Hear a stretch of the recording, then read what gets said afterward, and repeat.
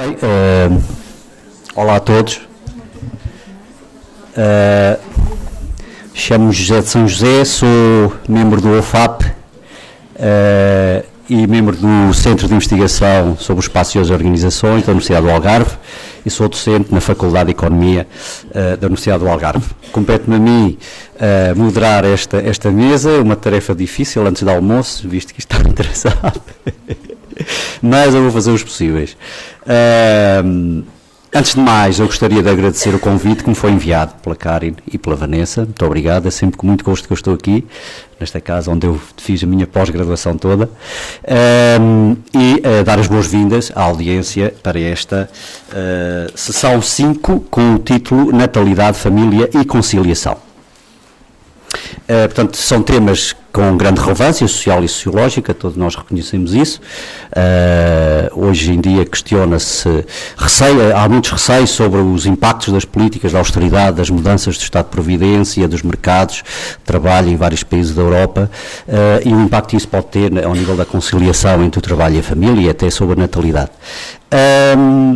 O tema em particular da conciliação é um tema que eu também já explorei há algum tempo, e não é um tema novo no domínio das ciências sociais, ele tem sido estudado desde os anos 80, portanto há uma vastíssima literatura sobre esta temática, e do ponto de vista das políticas públicas, principalmente ao nível da União Europeia, a União Europeia também tem olhado para esta temática desde os anos 90, quando criou, em 1996, a diretiva sobre as licenças parentais. Portanto, já há muita coisa escrita, já muito se sabe, mas ainda há muito por dizer, como os oradores que estão aqui presentes vão demonstrar certamente, e eu vou começar por apresentar a Sara Falcão Casaca, que é docente no ISEG, a Sana Ribeiro, que é da Rede Europeia de Igualdade de Género, Equinet, aqui ao meu lado direito, o Dr. Mário Parra da Silva, que é da Associação Portuguesa de Ética Empresarial, e Armando Varela, da Associação Nacional de Municípios Portugueses. Bem, vou então passar já de imediato a palavra à Sara. Sara, se for... E a todos, eu quero começar em primeiro lugar... Obrigada, Vanessa. Quero começar em primeiro lugar por felicitar a organização por esta iniciativa e pelo tema que se propõe debater. Penso mesmo que era um debate muito urgente e por trazer diferentes olhares para este mesmo debate. Felicito assim a Associação para o Planeamento da Família, o Observatório das Famílias e das Políticas de Família, agradecer o convite às colegas Karen Wall e Vanessa Cunha e também felicitar o IPP, o Institute of Public Policies. Cumprimentar a minha colega e os meus colegas de mesa e dizer que trago a minha proposta para esta mesa é trazer uma reflexão crítica em torno da gestão de recursos humanos e dos modelos de organização do trabalho. E por isso, sendo esta sessão dedicada às questões da natalidade, da família e da conciliação, eu proponho para tema da minha comunicação, propus este natalidade, a urgência do compromisso do mundo empresarial. Tem sido certamente aqui debatido que um dos principais dilemas que hoje se coloca às trabalhadoras e aos trabalhadores decorre exatamente das dificuldades de articular as responsabilidades profissionais, laborais com as familiares. Já foi também certamente referido o padrão de duplo emprego, com mulheres e homens a trabalhar no mercado de trabalho e num padrão essencialmente de trabalho intensivo, de regime de tempo de trabalho a tempo inteiro. Não vou também abordar nesta comunicação as questões das assimetrias na afetação dos tempos, na divisão do trabalho, do cuidar e do doméstico, que a crise pode estar a acentuar, como a colega Virgínia também referiu.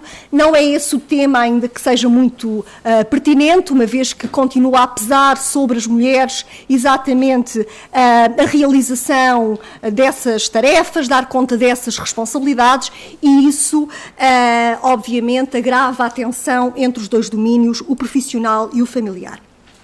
Sabendo que um dos motivos que mais parece explicar a discrepância entre a fertilidade desejada e a fertilidade realizada tem a ver com as condições laborais. Aliás, o último inquérito à fecundidade de 2013 informa-nos exatamente sobre isso, acerca dos incentivos à natalidade que são mais valorizados pelas pessoas. Um deles é o aumento dos rendimentos das famílias e um outro é a possibilidade de beneficiar de condições de trabalho mais compatíveis com as responsabilidades familiares. E a minha opção é exatamente ir por aí. Refletir aqui, obviamente, de forma muito breve, muito sintética, sobre as condições inerentes ao mercado de trabalho e depois focar-me numa dimensão que não é assim, não tem sido tão abordada, a meu ver, que são as condições inerentes à organização do trabalho e à gestão das pessoas e que na intervenção na sessão 4 a nossa colega Ângela também aflorou. Começando pelas condições inerentes ao mercado de trabalho, e apenas revendo, porque toda a gente sabe que a taxa de emprego das mulheres e, sobretudo, dos homens declinou de forma muito acentuada em 2008 e a partir daí. E o que nós vamos vendo, e a Virgínia também falou disso, é um nivelamento em termos de emprego, designadamente na degradação das condições laborais. Vemos um nivelamento entre os valores dos homens e das mulheres relativamente ao trabalho a tempo parcial, o trabalho a tempo parcial involuntário, o trabalho temporário, o desemprego, mas esse nivelamento decorre exatamente de uma degradação muito acentuada das condições laborais dos homens. A taxa de desemprego, que, portanto, tem vindo a aumentar, que em 2012, pela primeira vez, atingiu mais os homens do que as mulheres, exatamente também como já foi dito, porque a economia é sexualmente segregada e, portanto, os primeiros setores a serem atingidos foram aqueles que mais empregam força de trabalho do sexo masculino, e este gráfico que, enfim, é profundamente aterrador, que tem a ver com o aumento dos casais em que ambos estão na condição de desemprego, em que em outubro de 2010 eram 1.530 casais, em 2013 eram mais de 13.000, e o último dado que fui avaliar dá-nos conta de 11.561 casais na condição de desemprego.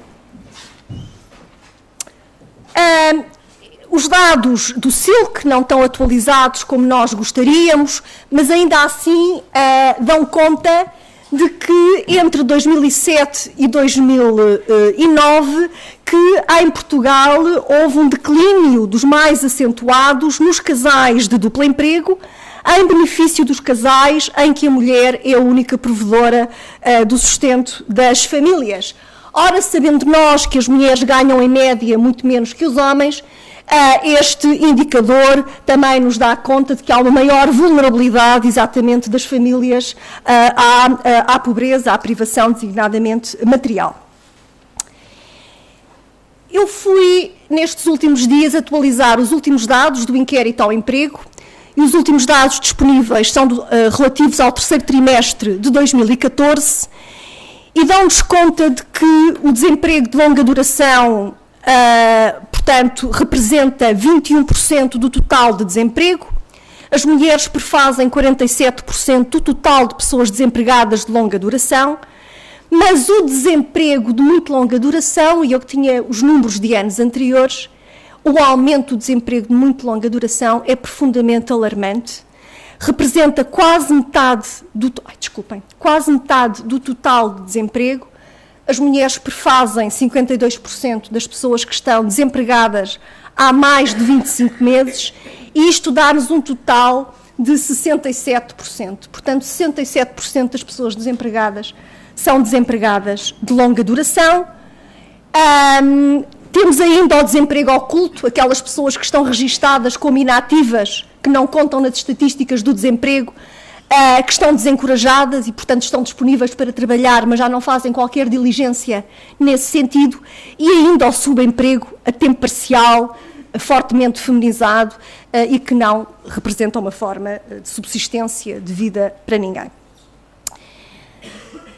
Depois, e eu lamento este meu pendor masoquista, fui analisar, contabilizar as pessoas que estão desempregadas, os últimos números, as desencorajadas, as subempregadas ATP, e sabendo nós que grande parte da precariedade tem muito a ver com os falsos recibos verdes e que atinge muitas das jovens e muitos dos jovens que eventualmente podiam equacionar projetos de maternidade e de paternidade, mas como as estatísticas não me dizem qual é a percentagem de pessoas que estão registadas como trabalhadoras independentes por conta própria, que estão numa situação de falso trabalho independente, mesmo excluindo então essas pessoas, nós temos praticamente 40% da população ativa em situação de vulnerabilidade e 41,4% da população ativa do sexo feminino.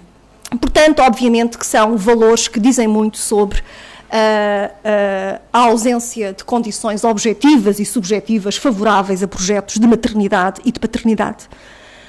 Para 2013, dados anuais, os últimos disponíveis, a taxa de desemprego dos homens entre os 25 e os 24 anos é de 21%, a taxa de desemprego das mulheres entre os 25 e os 24 anos é de praticamente 23%, e reparem agora que no escalão entre os 15 e os 29 anos, 50% das mulheres estão com contratos precários e praticamente 47% dos homens. Portanto, como eu dizia, fazendo este retrato muito sintético sobre as condições laborais, é clara a ausência de condições objetivas, e nós sabemos que elas moldam também as condições subjetivas que poderiam ser favoráveis a projetos de natalidade, de parentalidade. Passo agora à reflexão sobre os modelos de organização do trabalho. E como eu penso que os meus colegas de mesa, mais tarde, se centrarão em boas práticas, eu trago aqui os constrangimentos, sobretudo os constrangimentos organizacionais.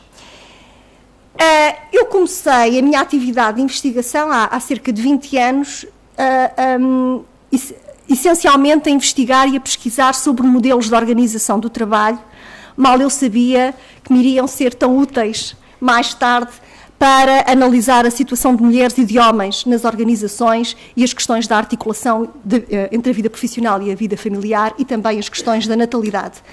Eu comecei por fazê-lo numa perspectiva completamente gender blind, já o assumi várias vezes, como se as organizações não fossem compostas por mulheres e homens com condições de trabalho distintas, oportunidades distintas, etc., e também como se não tivessem as trabalhadoras e os trabalhadores vida familiar.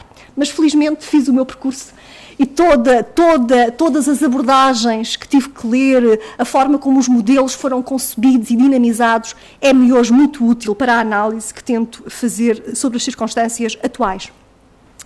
E, portanto, há um modelo de organização do trabalho que nós chamamos de clássico, taylorista, mecanicista, e que tem ainda um peso considerável em Portugal, que tem uma hierarquia muito rígida, verticalizada, as cadeias de comando são essencialmente do sexo masculino, a gestão é muito centralizada, com a comunicação do topo para a base, ênfase nos mecanismos de controlo, direto, burocrático, total ausência da autonomia das trabalhadoras e dos trabalhadores, há uma rígida divisão do trabalho, onde está também presente uma profunda divisão sexual do trabalho.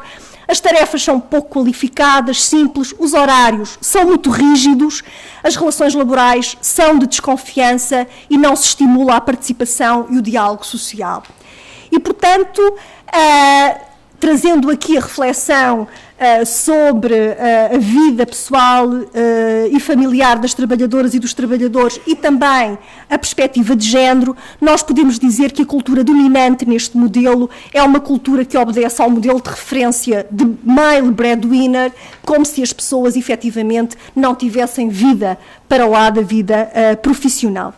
De acordo com os últimos dados do inquérito às condições de trabalho do Eurofound, podemos verificar que este modelo tem ainda um peso considerável no nosso país. Depois houve um modelo, eu há 20 anos, quando me interessei por este tema, a minha mentora nesta área, a professora Ilona Kovacs, chamava-lhe modelo antropocêntrico, que é um modelo qualificante e humanista, que tem uma estrutura descentralizada, procura um desenho do trabalho que permita que os trabalhadores e as trabalhadoras tenham autonomia, que possam trabalhar a equipa e organizar-se com esse binómio responsabilidade-autonomia. As tarefas são mais complexas, aposta-se na flexibilidade qualitativa, no enriquecimento do trabalho. Há flexibilidade de tempo de trabalho, mas negociada. Este é um aspecto fundamental, é que a flexibilidade de trabalho, à luz do paradigma que penso que desejamos, tem que ser uma flexibilidade que passe pelo diálogo social, pela participação e por este conceito de compromisso, que é muito importante. E a cultura dominante é uma cultura que procura valorizar a qualidade de vida no trabalho, a articulação entre a esfera profissional e a familiar e também a igualdade entre mulheres e homens na perspectiva inclusiva, humanista, verdadeiramente humanista deste modelo, que tem uma fraca expressão em Portugal, mesmo nos países onde tinha uma forte expressão, os países nórdicos têm vindo a declinar, em benefício do modelo que vou apresentar a seguir, que é o modelo Lean, acho que o próprio nome diz tudo, que é um modelo que não está apenas concentrado no setor privado, aliás, a administração pública tem dado bons exemplos de como o ideal é o emagrecimento das estruturas organizacionais, e, portanto, este modelo centrado no emagrecimento, numa estrutura descentralizada, mas com grandes especificidades, só se descentraliza a um nível operacional. Alargam-se as responsabilidades e as tarefas, mas não se concede mais autonomia. Toda a flexibilidade obedece a critérios de racionalização. Por isso se aposta na flexibilidade numérica, ou seja, ter apenas um número mínimo de trabalhadores e de trabalhadoras e, em função das oscilações, necessidades produtivas, ir ao mercado através de contratações temporárias, outsourcing. Existe flexibilidade de tempo de trabalho, mas é ditada unilateralmente pela gestão, não é negociada, marginaliza-se, aliás, o diálogo social, fala-se em envolvimento e não em participação. Eu tenho debatido muito pela distinção entre estes dois conceitos. O envolvimento marginaliza a participação e marginaliza o diálogo social. Aquilo que subentende é que a voz das trabalhadoras e dos trabalhadores interessa a um nível estritamente operacional. Tem ideias sobre melhorias que podemos introduzir, são bem-vindas. Quaisquer questões inerentes a matérias mais estratégicas, organização do trabalho, tempo de trabalho, entende-se que são prerrogativas da gestão. É muito interessante porque este modelo Lean está muito associado a uma retórica encantatória em torno de conceitos como cultura da empresa una, homogénea. Não se fala em empregados nem empregadas, mas em colaboradoras e colaboradores. Mas sobre o manto de tudo isto, são estas as características. Toda a flexibilidade é orientada para a racionalização, para a maximização da produtividade, da eficiência e do desempenho. Elevados níveis de intensidade de trabalho, níveis de stress, subordina-se a esfera profissional às exigências da produtividade e da competitividade e marginaliza-se quem não obedece a estas normas. Portanto, assim não surpreende que as mulheres, potencialmente mães, sejam marginalizadas ou os homens queiram exercer as suas responsabilidades parentais. Há um artigo este é o modelo que varre a Europa, que já é dominante hoje no nosso país e, portanto, eu acho que é muito interessante trazer este debate, esta questão dos modelos para debate. Num artigo relativamente recente, de facto, pude verificar, analisando as condições de trabalho em 2010 no nosso país, que o tipo dominante é este, seguindo-se o taylorista em Portugal e depois o qualificante, e ainda identificámos que havia uma relação positiva entre a prevalência deste modelo e as dificuldades de articulação entre as responsabilidades profissionais e familiares. Isto vai mais longe, porque, na verdade, os modelos de organização cruzam-se com a gestão de recursos humanos. No modelo taylorista, existe uma gestão meramente administrativa, ad hoc, não há políticas de conciliação. No modelo qualificante, procura seguir uma estratégia de gestão estratégica, humanista e, portanto, desenvolvimentista, no sentido de desenvolver as trabalhadoras e os trabalhadores como profissionais, mas também como pessoas, dando condições para a articulação com a vida pessoal e para a qualidade de vida no trabalho. O modelo Lean assenta numa estratégia hard de gestão de recursos humanos, completamente instrumentalista. As pessoas são como outro recurso qualquer e, portanto, toda a gestão é orientada para a maximização da sua utilização. Em suma, sintetizaria dizendo que os constrangimentos hoje, do ponto de vista organizacional, são estes. Prevalece uma visão hard da gestão de recursos humanos num quadro de racionalização flexível e de um modelo que impera, que é o modelo Lean, associado a precariedade, insegurança, não negociação dos horários, mesmo quando flexíveis, práticas de trabalho orientadas para a maximização do desempenho. Repare, se emagrece, mas quem fica com todo o trabalho, não é, portanto, disponível, esta sobrecarga elevadíssima de trabalho, este compromisso individual visto como sinónimo de disponibilidade total, as rotinas que valorizam exatamente essa disponibilidade total, muitas vezes passa por desconhecimento, ignora-se as políticas existentes, a prevalência de uma cultura que portanto, desvaloriza a articulação com a vida pessoal, o predomínio de estereótipos nas chefias intermédias e que, portanto, também não permitem, mesmo quando as políticas existem, que as pessoas beneficiem das mesmas, e a marginalização do diálogo social e dos mecanismos de participação. Posto isto, e pegando nesse conceito de modelo antropocêntrico, que eu há pouco dizia que a minha mentora me legou, tenho defendido exatamente um modelo de organização do trabalho que seja inclusivo, que integre as questões da igualdade entre mulheres e homens, as questões da articulação e que, aliás, siga o conceito de trabalho digno, o conceito da OIT, e que tem cá tudo. Tem a questão da integridade pela dignidade individual, pela proteção da maternidade e da paternidade, pela igualdade. Portanto, é um conceito que muito valorizo. De resto, apelava a que tentássemos debater mais, de forma até a falarmos exatamente dos mesmos conceitos. Nós falamos muito de novas formas de organização do trabalho, mas elas são tão diferentes entre si. Elas podem estar alinhadas numa perspectiva de racionalização flexível ou numa perspectiva mais humanista, embora seja muito escassa esta orientação.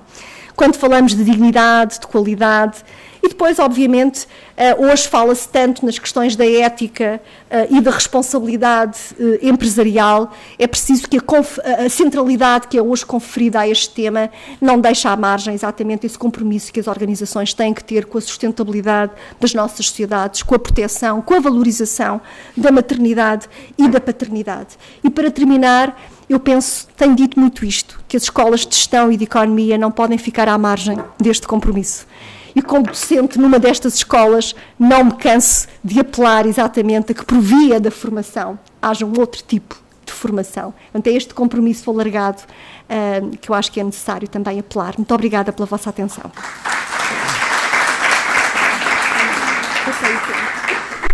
Obrigado, Sara, conseguiste manter-te dentro dos 20 minutos, foi ótimo. Passo desde já a palavra à Sandra Ribeiro, da Equinet. Olá, muito boa tarde a todos e a todas. Em primeiro lugar, muito obrigada pela vossa presença e muito obrigada ao convite da professora Karine Wall, que, enfim, tenho que dizer aqui, porque algumas pessoas conhecem-me, que estão aqui presentes. Eu fui presidente da CIT até ao passado dia 31 de dezembro e, portanto, o meu primeiro convite foi nessa qualidade e que, desde logo, no momento, aceitei. Depois houve aqui uma alteração das circunstâncias e, portanto, eu apareço agora com uma sigla um pouco diferente, mas, de qualquer maneira, quer dizer, este divórcio ainda é tão recente que eu acho que também não era normal da minha parte vir aqui de outra forma que não fosse chamar à minha intervenção crónicas do ex-presidente da CIT, não é? As ex têm direitos e eu acho que, enfim, isto ainda é relativamente recente para que eu não pudesse vir, enfim, dar uma prestação que eu espero que seja positiva e que seja, enfim, de mais-valia, diferente daquelas que é dos meus colegas que aqui estiveram, porque eu não sou académica e, portanto, a minha visão naturalmente é diferente. A minha visão é uma visão de quem trabalhou sempre mais na área da assessoria política, eventualmente até de algum apoio à execução política e depois também como, naturalmente, dirigente de topo da administração nesta matéria. E a minha primeira palavra é... enfim, de bem-aja a este seminário sobre este tema e também àquilo que está a acontecer neste momento, que é esta relação, estamos a assumir publicamente que há uma relação entre conciliação, família e natalidade, porque durante muito tempo não foi tão evidente que esta relação. Claro que academicamente nós já falávamos muito disto, entre nós falávamos muito disto, mas na comunicação social não era assim tão evidente. E, portanto, eu acho que isto é um caminho ótimo. Nós, neste momento, estão a acontecer audições parlamentares sobre esta matéria. Houve o relatório do professor Joaquim Azevedo também sobre esta matéria. Portanto, fico contente com isto. Eu sou muito fã do John Cleese, dos Monty Python, porque eu acho que realmente nada mais inteligente do que o humor, e ele tem uma espécie de uma TED Talk sobre criatividade, como é que se chega a ser criativo, e ele diz só há uma maneira, é ter tempo para pensar. Não há criatividade sem ter tempo para pensar. Primeiro entramos em open mode, que eu diria que é aquilo que estamos a fazer agora, que é ouvir-nos todos uns aos outros e todas sobre esta matéria, mas a certo momento temos que deixar de nos estar a ouvir, porque senão não vamos fazer nada e temos que fazer acontecer. E é aí que entramos no close mode, que é, nós já pensámos, já reunimos e a partir daqui vamos fazer. Eu espero que isso esteja para acontecer muito perto, e esse acontecer tem que ser a definição de uma verdadeira política de conciliação que não existe neste país. Não existe, existem medidas avulsas, já existiram durante muito tempo, mas depois há retrocessos, anda-se para trás, anda-se para a frente, deixa-se que questões tão fraturantes como esta, claro que a crise traz problemas, claro que há menos dinheiro, mas enfim, quanto é que nos vai custar termos baixado a guarda na questão da conciliação, da família e da natalidade? E, portanto, enfim, são pensamentos mais macro que eu não gostaria de deixar de vos transmitir.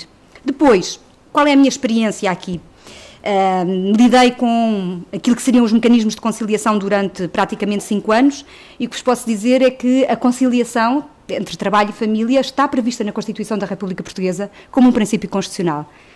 Não é dito nas faculdades de Direito, eu sou de Direito, estudei Direito na Faculdade de Direito de Lisboa, aqui neste campus universitário.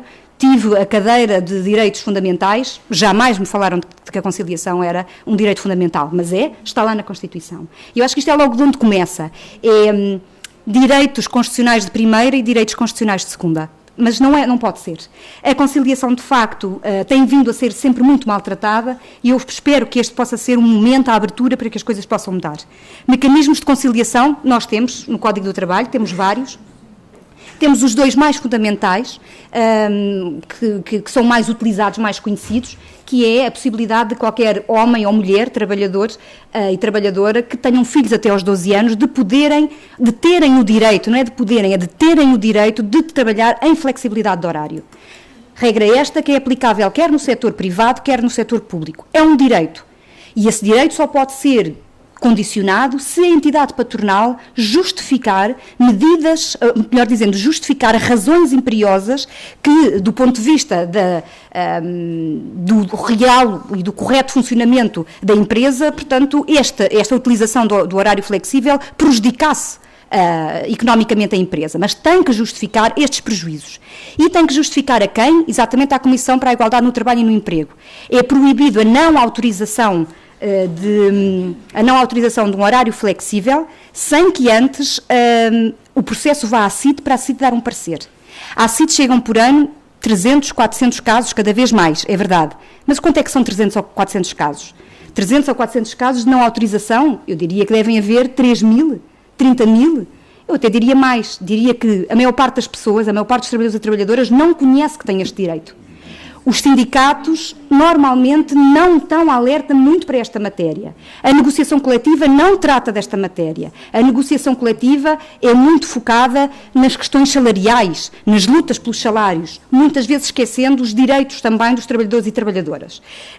Isto não é uma crítica aos sindicatos, antes pelo contrário, é uma crítica a todos e todas nós, que todos temos trabalhado nestas matérias, mas que não temos conseguido trazer realmente para a dignidade que tem esta matéria. As associações patronais, as entidades patronais diabolizam completamente estes mecanismos de conciliação. Consideram que a flexibilidade de horário só traz prejuízo às empresas. É uma questão que só serve para os trabalhadores, normalmente trabalhadores. E não estou a ser realmente muito correta no que estou a falar. Trabalhadoras, porque 98% dos pedidos de flexibilidade de horário são feitos por mulheres. Os homens raramente chegam a pedir para trabalhar em flexibilidade de horário.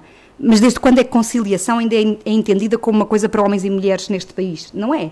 De uma forma geral, a conciliação ainda é entendida como para as mulheres. Houve-se tantas vezes, ainda havia há pouco passava o senhor, uma frase que o senhor Ministro teria dito, temos que ajudar as mulheres a conciliar, temos que ajudar as mulheres que querem ter filhos.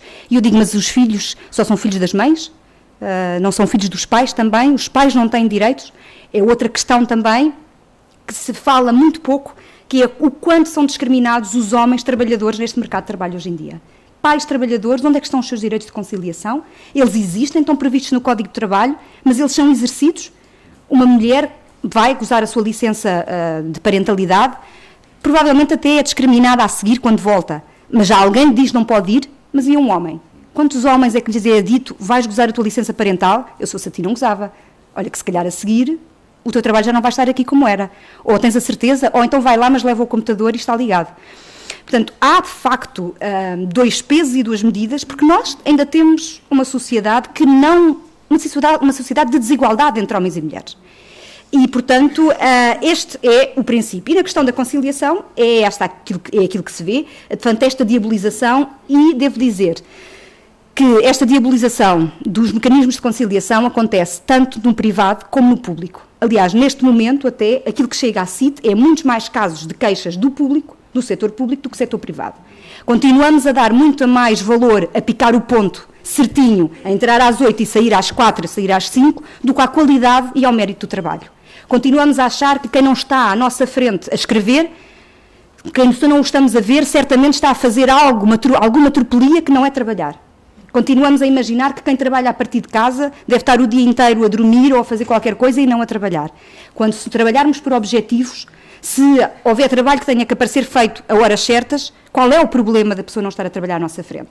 Eu tive muitas situações, até aconteciam em algumas empresas, até famosas, até bastante conhecidas, em que trabalhadores me diziam, eu já fiz o meu trabalho, mas eu não saio sem o meu chefe sair, porque se eu fizer isso, eu já sei que eu, mais tarde ou mais cedo, vou ser entendido como aquele que não está empenhado na empresa. Mas o meu trabalho já estava feito a partir das 6 da tarde. Ora, isto não faz sentido nenhum, nós temos que mudar aqui esta mentalidade, porque nós não temos que estar 100% presentes no local de trabalho para estar a exercer o nosso trabalho. Nós temos é que aparecer com o nosso trabalho feito. E eu acho que a própria administração pública tem que dar aqui um exemplo.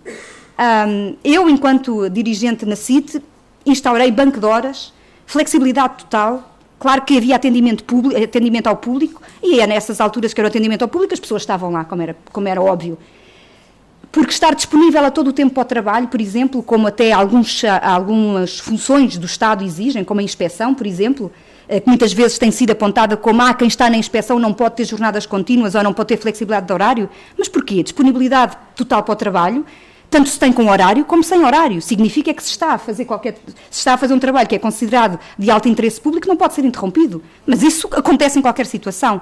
E, portanto, eu acho que nós precisamos de uma grande abertura na nossa mente e que deveria começar pelo Estado. O Estado tem que dar este exemplo. É possível ter flexibilidade de horário no Estado e isso, naturalmente, daria um sinal ao privado, porque é sempre assim que tem acontecido. A questão da parentalidade é também outro mecanismo de igualdade que em Portugal, enfim, teve uma grande evolução, nomeadamente na alteração ao Código do Trabalho operada em 2008 e que entrou em vigor em 2009, que já foi aqui falada de resto de manhã, e que foi aquela possibilidade, no fundo, de premiar os casais, casados ou não, naturalmente, os pais dos filhos que partilhassem pelo menos 30 dias de licença. E eles são premiados como? Recebendo mais dinheiro e mais tempo.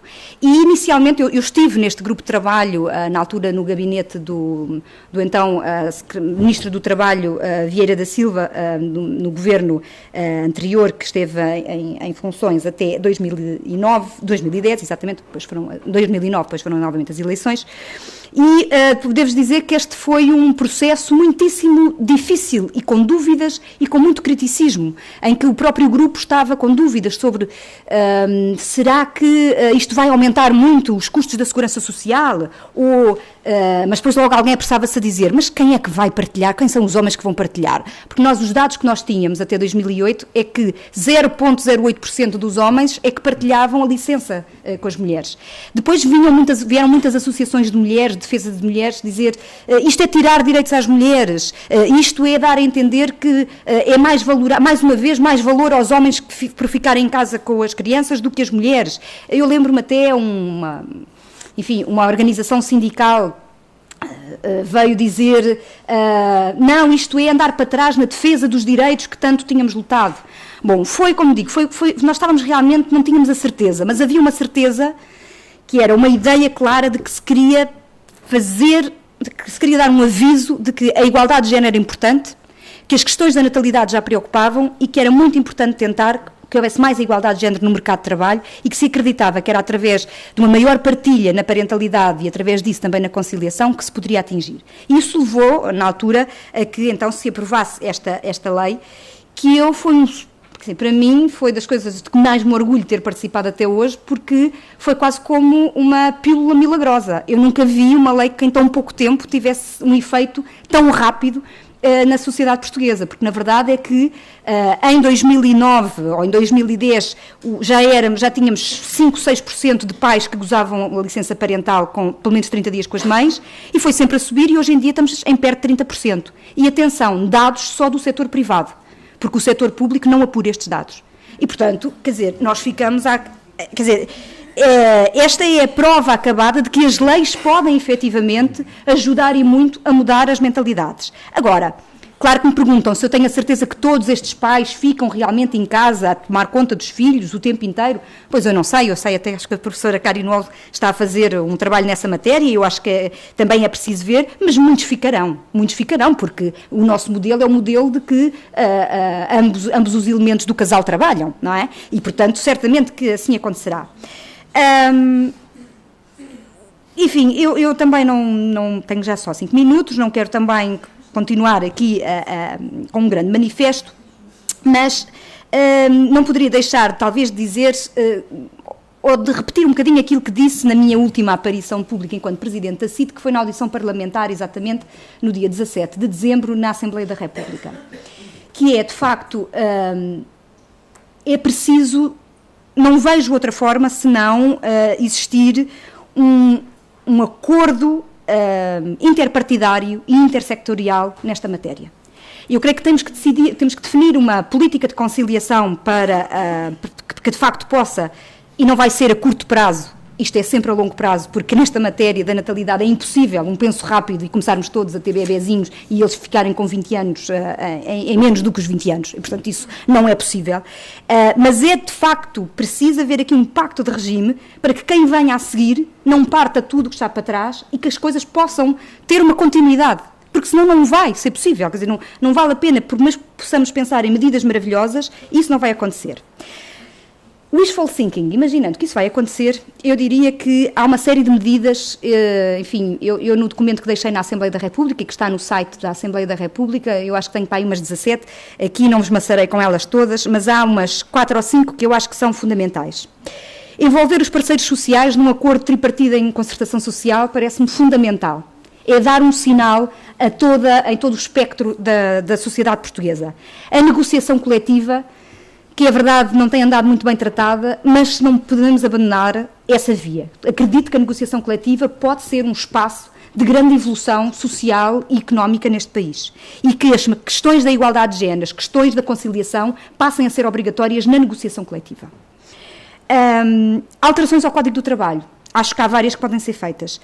Nomeadamente também a dar aqui o sinal de que discriminação no trabalho e no emprego não é tolerada neste país, porque o professor Joaquim Azevedo alertou para essa questão, que é o facto de estes episódios que acontecem naturalmente das mulheres que são que no seio das suas entrevistas de emprego, e até percebemos que aparentemente até no Estado isso acontece, que lhes é colocadas questões sobre se pretendem engravidar ou não pretendem engravidar, e algumas chegam mesmo a ser pressionadas a assinar documentos de como não vão engravidar, mas eu, enquanto Presidente da CIT, nunca recebi uma queixa formal, mas ao nível da linha verde, muitas mulheres diziam isto é só um desabafo, ou diziam, olha, isto não aconteceu comigo, mas aconteceu com alguém, ou é legal que me perguntem isto. Obviamente que lhes perguntavam a elas, e quando nós dizíamos, mas façam queixa, elas diziam, não, eu não faço queixa, porque o que é que eu vou ganhar com isso? A única coisa que me vai acontecer, e muitas vezes nós estamos a falar em meios pequenos, a única coisa que me vai acontecer é que toda a gente à volta vai saber que eu fiz esta queixa, eu não vou conseguir arranjar emprego nunca mais aqui à volta, nesta região onde trabalho, ou eu vou sofrer efeitos. E o que é que nós, serviços, nós, enfim, já não são nós serviços, mas os serviços, as autoridades podem fazer muito pouco, na verdade. Nós damos muito pouca confiança, não é porque não trabalhamos bem, é porque temos poucos meios. Defendo aqui que a CIT devia, por exemplo, passar a ter no futuro poderes inspectivos. Não faz sentido que se é a CIT que efetivamente tem estas competências na área da discriminação do trabalho e do emprego de homens e mulheres no trabalho e no emprego, dos despedimentos por discriminação, destas questões de flexibilidade, que depois tenha que enviar o processo para a ACT, que naturalmente é uma autoridade com uma missão muito mais alargada e que naturalmente vai-se perder aqui informação. E, portanto, eu acho que algo que devíamos fazer era fortalecer as instituições públicas com poderes nestas matérias para que elas possam dar confiança ao cidadão e à cidadã de se poderem queixar. Porque senão, se não há confiança em quem os defenda, claro que não se vão queixar.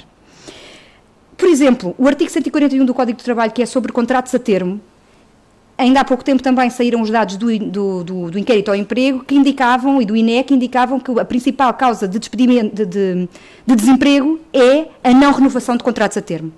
E quem é que normalmente está na linha da frente? As mulheres grávidas ou que têm filhos pequenos nos contratos a termo. São as primeiras a ir embora. Chegam imensos casos à CIT, mas a CIT não tem competência aqui para fazer nada. Eu sei que uma renovação de um contrato a termo, eu sou jurista, sei que a não renovação de um contrato a termo não equivale a um despedimento e é uma situação que pode ser voluntária. Mas por que não aumentar a compensação que deve ser paga pela entidade patronal a uma trabalhadora grávida puerperolactante que não seja renovado o seu contrato? Ou por que não dificultar a contratação de um outro trabalhador ou trabalhadora para o mesmo lugar? Acho que é coisas que podemos pensar. Os despedimentos das trabalhadoras grávidas é um flagelo, continua a ser um flagelo. E à CIT só vão parar aqueles casos das entidades patronais cumpridoras que cumprem a lei e que, portanto, vão comunicar à CIT. Porque, obviamente, a maior parte das situações vai para a rua e acabou-se. Também, talvez aqui, pudéssemos aumentar as indenizações, fazer algo que dê realmente uma ideia de que o Estado não compactua e não pode compactuar e não tolera situações de discriminação no trabalho e no emprego, nomeadamente por questões de parentalidade. Outra questão que me parece é a flexibilização das licenças parentais. É algo que a CIT já vem... Não posso dizer isto assim. É algo que eu, enquanto Presidente da CIT, durante o meu mandato, defendi muitas vezes e fiquei muito contente quando vi também que no relatório do professor Joaquim Azevedo também a mesma defesa, de que a parentalidade deve ser mais flexível. Pormos a hipótese de ser gozada em part-time, ser gozada pelos dois elementos do casal, não precisam ser casal, os pais, ao mesmo tempo, um à segunda, outra à terça, outra à quarta, outra à quinta, não sei, uma vez uma semana, outra semana outro. E aqui, também minha opinião, com um caráter de obrigatoriedade de mais algum tempo para os homens. Acho que os homens são absolutamente centrais nesta matéria e que, enfim, temos noção, pelo menos os dados que conhecemos, é que os países que foram mais,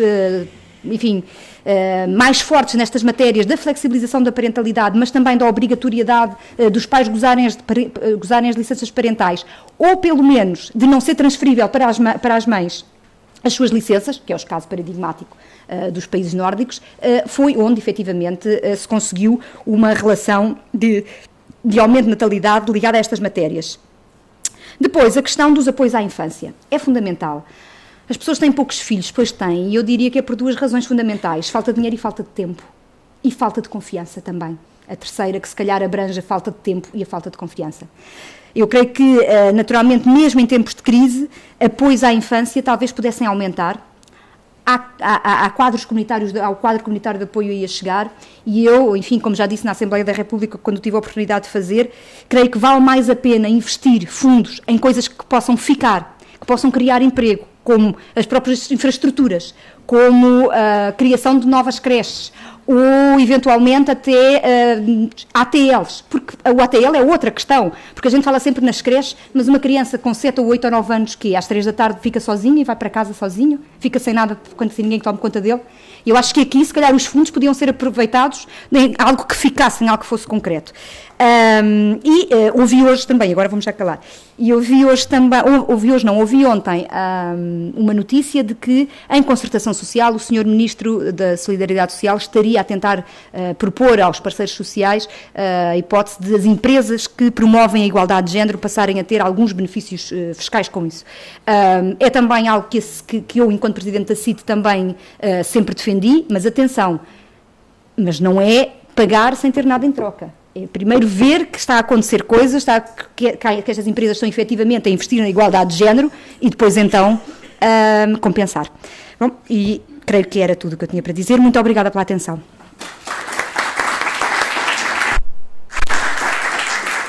Muito obrigada, Sandra. De facto, vocês estão a facilitar a vida. Estou a cumprir rigorosamente o tempo.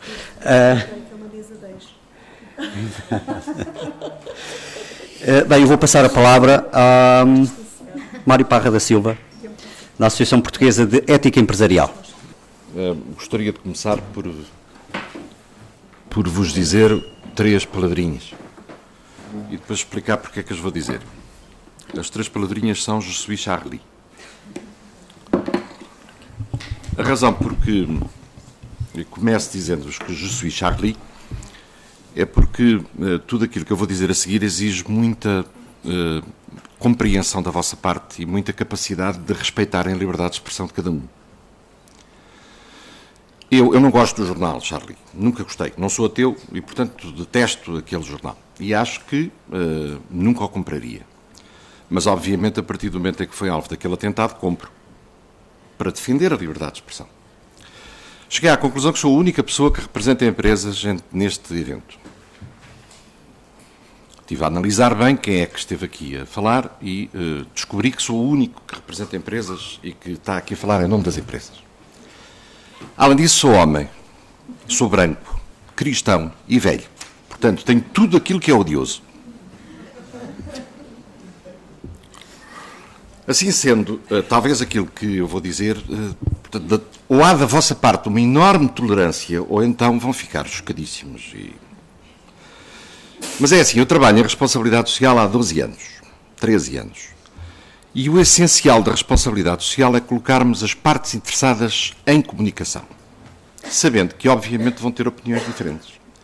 Mas ou comunicam, ou então cada um vai ter sempre a sua verdade, no seu ambiente preservado, onde falamos todos de maneira muito agradável aquilo que todos nós já sabíamos antes de ter sido dito, e onde todos discutimos sempre a mesma coisa, que todos já discutiram e que toda a gente está de acordo e que toda a gente fica muito feliz porque sai sem perturbação da digestão.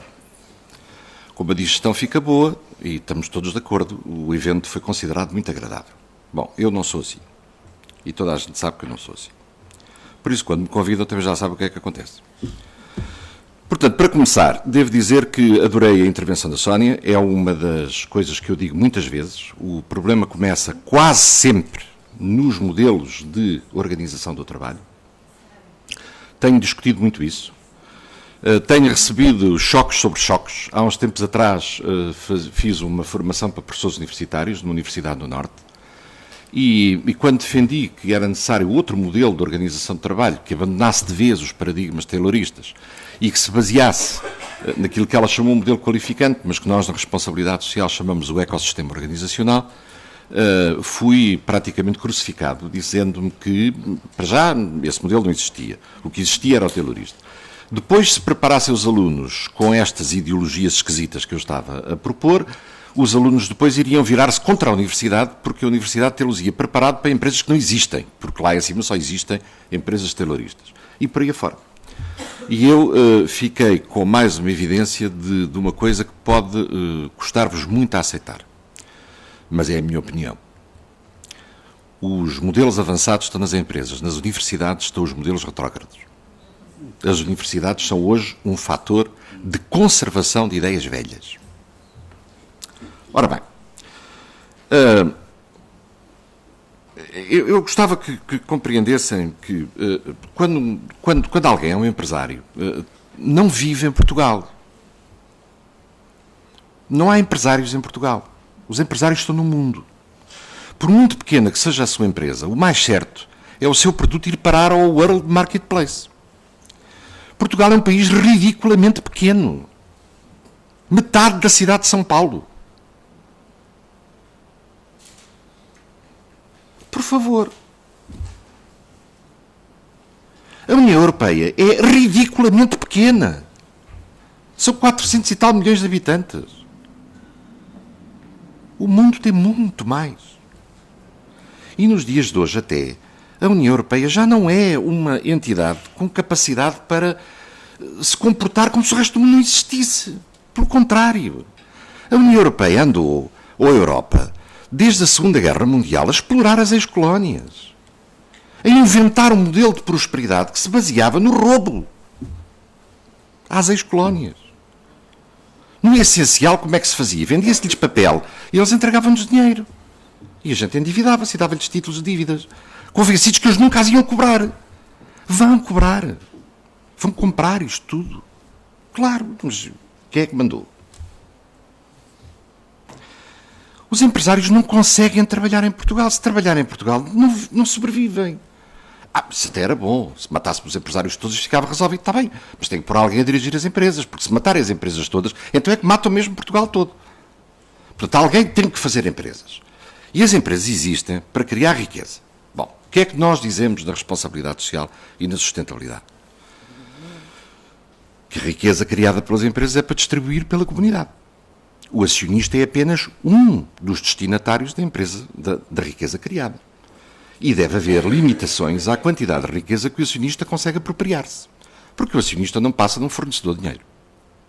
A empresa é muito mais as pessoas que lá trabalham do que o acionista. O acionista é um fornecedor de dinheiro. Na realidade, há um sistema completamente obsoleto que diz que o acionista é o único que tem o direito a nomear a administração. Imagine-se. Está completamente obsoleto. É necessário mudar essas leis. Vai mudar um bocadinho, mas está em curso.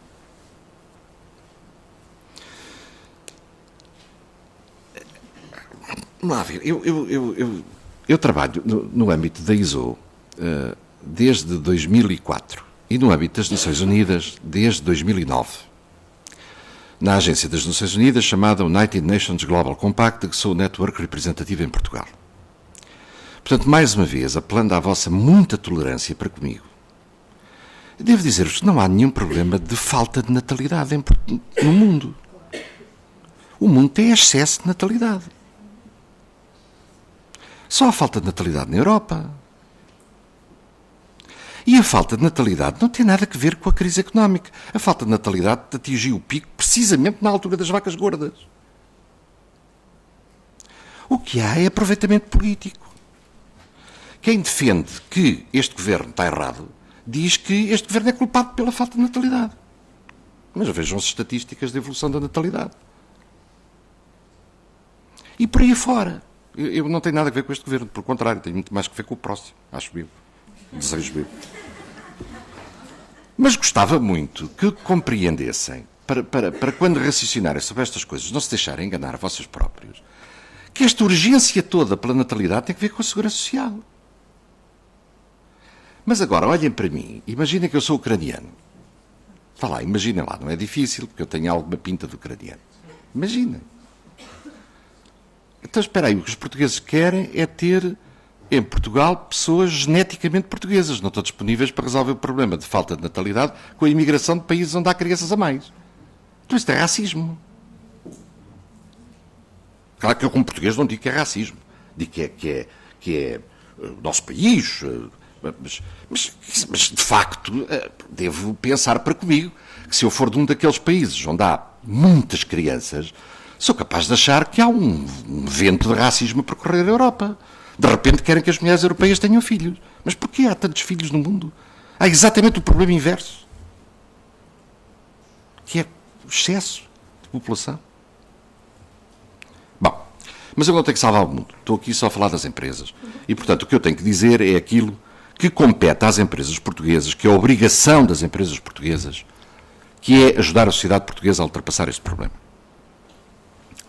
Mas notem uma coisa, quer dizer, não ponham os empresários como uma espécie de palhacinhos a quem se diz, bom, vá agora ao empresário, arranja lá a maneira de haver filhos. Vá, vamos lá, vais ter que cumprir estas leis todas e fazer estas coisas. Não vão conseguir isso. Como não vão conseguir, nunca vão conseguir, através de diálogos de culpabilização. Por exemplo, por favor, não digam, porque os empresários podem responder na mesma moeda, que há empresas que Quer dizer, eu posso dizer isso coloquialmente, mas não posso escrevê-lo. Eu sou dirigente da Confederação de Comércio e Serviços de Portugal. E tenho excelentes relações com as outras confederações patronais, pelo que exijo que digam qual é o nome das empresas que fizeram isso. Obrigar mulheres a assinar coisas a como não iam ter filhos. Quero os nomes aqui em cima. Que é para a seguir eu mesmo fazer uma queixa. Porquê? Vamos ver se eu consigo transmitir-vos esta ideia. Não há nada pior para uma empresa do que a concorrência desleal. A concorrência desleal obriga a empresa a ser igualmente desleal, sob pena de perder os negócios.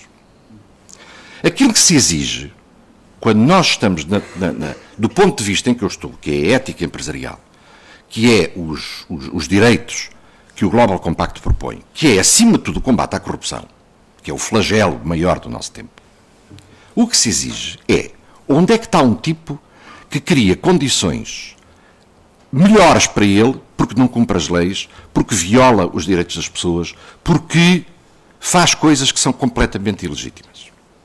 Onde é que está esse tipo? É para a gente o perseguir. Porque se a gente não o persegue daqui a amanhã, nós estamos a ter que fazer o mesmo. Porque como ele viola essas coisas, tem custos mais baixos. Como tem custos mais baixos, está a fazer concorrência desleal comigo. E eu não tolero isso. Agora, quando nós ficamos no vago, como é que nós atuamos? Há quem? Não há quem. Tem que se lhe pôr o nome. Tem que se lhe pôr o nome. Eu tenho ganho imensos inimigos. Mas porquê? Porque ao longo destes anos pus sempre o nome nas coisas. É a empresa X, é a empresa Y, é a empresa Z. Não estão a fazer. Pô, Jesus. Uma vez num destes seminários, e eu orgulho-me de ter tido sucesso, após uma intervenção da McDonald's, falando imenso sobre a sua imensa responsabilidade social, há 12 anos atrás, eu disse, no dia em que escreverem a composição nutricional dos vossos produtos, terão feito a maior de todas as vossas atitudes de responsabilidade social. Vale 1000 vezes mais do que a casa Randy McDonald. Ganhei um inimigo naquela altura, mas a McDonald's acabou por o fazer. E foi um serviço que se prestou. Agora, se falamos do vago, o que é isto? Não é nada. Portanto, o que é que nós temos de fazer? Pôr nomes nas coisas. O que é que vamos fazer para pôr nomes nas coisas? Na APE, com a enorme ajuda de vocês todos, nomeadamente da CIT, mas não a CIT no abstrato, da sua ex-presidente e de tantas outras homens, mulheres, agora na Alemanha já tem que se dizer terceiro sexo também, a ajuda de toda a gente, muita gente mesmo que tem ajudado, algumas aqui presentes. Fizemos uma norma para a conciliação e, de facto, tivemos que resistir à pressão para que fosse conciliação trabalho-família. E resistimos. E apesar da norma se chamar organizações familiarmente responsáveis, toda a norma fala em conciliação entre trabalho, família e vida pessoal. Eu não valorizo mais a família do que a vida pessoal. Desculpa, é a minha maneira de ser. Eu acho que o indivíduo que não tem vida pessoal também não tem vida familiar e também não tem vida profissional. Porque a vida familiar e a vida profissional só dá um indivíduo completamente neurótico, dá uma mulher completamente distorcida. Um homem e uma mulher necessitam ter vida pessoal, com pessoas fora da sua família e fora do seu local de trabalho. Porquê? Porque é aí que vão fazer aquilo que é a única solução que nós temos no futuro enquanto sociedade. É a sociedade do conhecimento. É adquirir conhecimento, é habituar-se a conversar, é habituar-se a ouvir coisas completamente diferentes daquelas que pensa. Com um copo no meio. Acho que uma das maiores desgraças de Portugal é que nós não temos o hábito do copo ao fim do dia. Não temos. Se calhar não temos porque não temos transportes que permitam termos o copo ao fim do dia. Se calhar não temos transportes porque temos um sistema urbanístico completamente disparatado. Pronto, mas não vamos entrar por tudo isso, senão isto levava-nos muito longe. Agora, há uma coisa que a gente tem que fazer. Levar as empresas a usarem a conciliação como um fator competitivo. Para isso, começámos, há dias atrás, uma nova norma. A partir da anterior norma, que era uma norma guia, iniciámos já os trabalhos para a realização de uma norma de requisitos, portanto, certificável, de conciliação entre trabalho, família e vida pessoal. Dir-me-ão, para que uma norma? Existe a lei? Pois, mas as leis têm um pequeno detalhe. É que as leis só destacam quem não as cumpre. Enquanto as normas só destacam quem as cumpre.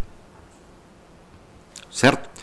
As leis têm sanções, implicam sanções. Quando alguém é sancionado, sabe-se.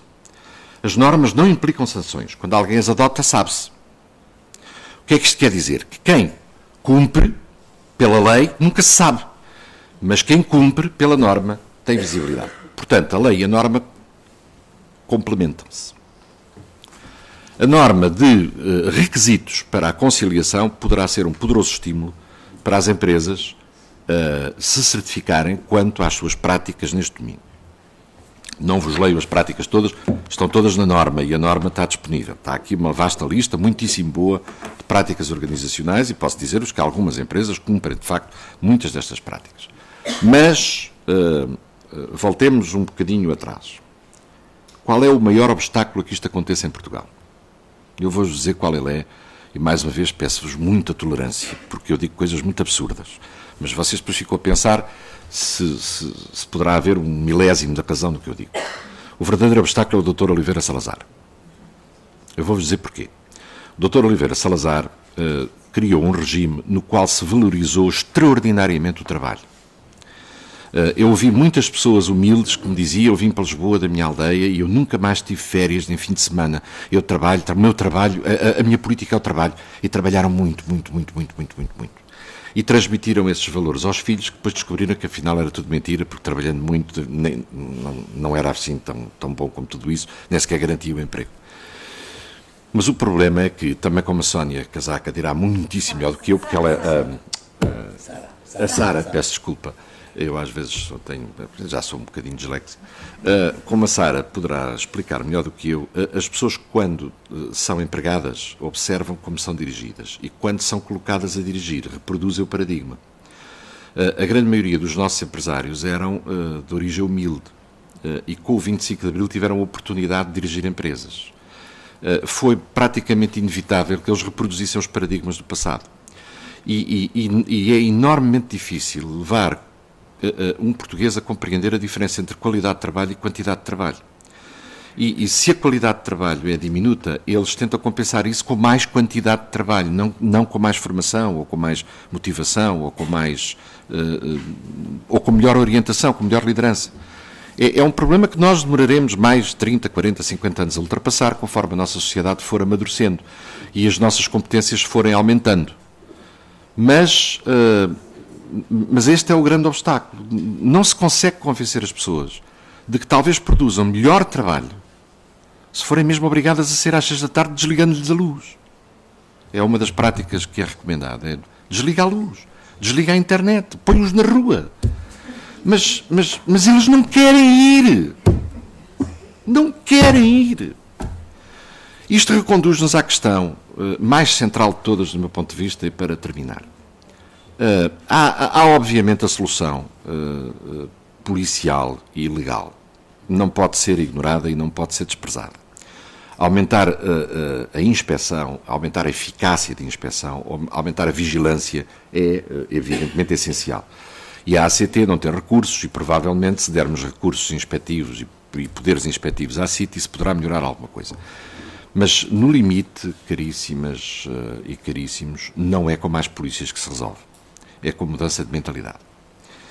Portanto, não é com... Porque senão vamos acabar por ter um polícia por cada português e depois um polícia para vigiar o polícia e outro polícia para vigiar o outro polícia e os juízes para vigiar os polícias todos. E depois, quando um polícia fizer alguma coisa, a gente mete-o na cadeia porque ele não devia ter feito porque ofendeu o direito de um cidadão qualquer. Não é por aí. Tem que se fazer, mas não se pode ignorar que nós temos é que refletir sobre que tipo de sociedade queremos. Se queremos uma sociedade baseada na confiança ou se queremos uma sociedade baseada na vigilância policial. E, de facto, uma grande parte da nossa mentalidade de gestão, profundamente enraizada nas estruturas da administração pública, nas estruturas da gestão das empresas, nas estruturas de pensamento generalizadas dos portugueses, é de que as pessoas só fazem bem se forem obrigadas a isso. E se não estiverem policiadas, de imediato farão mal. Esta profunda convicção que nós temos resulta de uma profunda desconfiança em relação ao nosso vizinho e de uma profunda falta de confiança na democracia. Nós, 40 anos depois do 25 de Abril, continuamos com instituições que desconfiam profundamente do cidadão. Como eu ajudei a fazer o 25 de Abril, desde 1970, e corri muitas vezes à frente da polícia, e logo em 1974 já estava, na altura na CDE, depois no PS, eu devo dizer-vos que de facto é verdade que todo este sistema pós-25 de Abril foi construído com base na desconfiança em relação ao cidadão. Porquê? Por causa da horrível experiência que tinha sido a Primeira República, onde 2 anos depois da implantação da República já não havia republicanos, já todos os quadros do regime eram monárquicos. E na altura em que o 25 de Abril foi feito, houve de facto uma reflexão sobre a necessidade de controlar as instituições, porque se o não fizéssemos, e por exemplo dessemos demasiado poder ao cidadão para fazer candidaturas às câmaras, para fazer círculos uninominais, tínhamos todo o caciquismo salazarista a chegar ao poder em menos tempo do que demorava a dizê-lo. Mas envolvidos 40 anos, isto já chega. Já chega. É tempo de, em todos os domínios da nossa sociedade, termos mais confiança uns nos outros. E como eu estou aqui a falar pelas empresas, apelo a que tenham mais confiança nas empresas. Porque há um horrível efeito Pigmalião, que alguns conhecerão. É que quanto mais nós temos perspectivas negativas em relação a uma pessoa, mais negativamente ela se comporta. E é essencial que nós olhemos para as nossas empresas e vejamos o imenso de bem que elas fazem. E quando encontrarmos alguma coisa que não seja boa, chamem-na pelo nome imediatamente. Denunciem-na. Ponham nas redes sociais. Escrevam artigos para os jornais, mas não falem no infinito, no abstrato, não, porque isso não muda nada. A única coisa que muda é dizer: a empresa XPTO está a fazer isto e eu desconfio. E vou-vos dizer como é que nós, na minha associação, estamos a operacionalizar isso. É a última notícia que tenho para vos dar. Nós estamos neste momento a lançar um sistema de reconhecimento de práticas de responsabilidade social. Encontram-no no site da APE, www.ape.pt. Como é que funciona? Funciona segundo um modelo que já funciona em muitos outros países. Cada entidade que se quiser candidatar tem um formulário de candidatura onde conta a história da prática que acha que deve ser distinguida, porque acha que é particularmente boa. É prevenida, em fase de candidatura, que todas as palavras que lá escrever integralmente serão publicadas no site. E ficarão no site durante uma série de anos. Porquê? Porque quem verifica a responsabilidade social não é certificadora nenhuma. São as partes interessadas. Portanto, se uma empresa exibir uma boa prática e for reconhecida por isso, como ela vai ser publicada, corre o risco de ser denunciada. Corre o risco de alguma das suas partes interessadas dizer: os senhores receberam um prémio, um reconhecimento, é um prémio de alguma maneira, com base no facto de conciliarem e terem boas práticas de conciliação e não discriminarem e serem defensores da igualdade de género. Ora, acontece que eu, fulana de tal, constatei o inverso. Expliquem lá o que é que aconteceu. É o nosso contributo. Evidentemente temos consciência que muitas pessoas não irão denunciar, porque têm medo. Mas aí digo-vos outra coisa. Sabem qual é o outro dos gravíssimos problemas dos portugueses? Não se associam. Não se associam. As associações em Portugal vivem de fundos comunitários, não vivem dos cotas dos seus sócios. Logo, não são independentes. Não se associam. Só associados é que temos coragem. Porque só associados é que nós podemos fazer a denúncia à nossa associação, que oculta o nosso nome e que faz a denúncia em nosso nome. Mas sabe qual é o nosso nome. Não fala do abstrato. Há uma nossa associada, essa nossa associada está devidamente identificada nesta associação e nós estamos a denunciar por ela. E, portanto, os senhores expliquem-nos como é que isto pode acontecer. Isto não acontece. As associações são extraordinariamente fracas, cada um age por si. Nem sequer nas associações de condomínios nós falamos uns com os outros. Nós temos um sério problema de fraqueza do movimento associativo. E isso é a solução para a fraqueza do indivíduo. Porque o indivíduo será sempre fraco, mas o indivíduo associado será sempre forte. É isso que eu apelo. Associem-se, exerçam a vossa cidadania, sejam duros, sejam rigorosos, persigam quem tiver que ser perseguido, não tenham medo de ser injustos. Se a acusação é injusta, a resposta poderá repor a injustiça. A acusação é o que é, Eu presumo que há um problema, portanto eu acuso, e quem se sentir, pois que reaja. Mas não deixem de exercer os vossos direitos de cidadania. Porque quando os deixamos de exercer, sofremos todos, a começar pelas empresas. A começar pelas empresas. Deem esse benefício da dúvida às empresas, porque elas são as mais interessadas em ter um mercado nivelado, onde estejamos todos em pé de igualdade. E estar em pé de igualdade é cumprirmos as leis. E não só, é sermos éticos. Muito obrigado pelo vosso... Já agora, não comecei por agradecer o convite, que é obviamente muitíssimo honroso para a PE e para mim próprio, e a oportunidade que me deram de falar para uma tão ilustre Assembleia sobre esta matéria. Muito obrigado. Muito obrigado pela intervenção, certamente que irá suscitar vários comentários. Eu passo agora a palavra ao Armando Varela, da Associação Nacional de Municípios Portugueses. Ora, muito bom dia a todos, já boa tarde. Cabe-me a mim a missão espinhosa de fazer aqui a ponte entre o terminar desta parte da conferência e o almoço, e peço desculpa da minha voz não estar nas melhores condições, mas estou um pouco engripado porque no Alentejo também faz frio. Ora bem, eu começo por dizer que a situação a que nós chegamos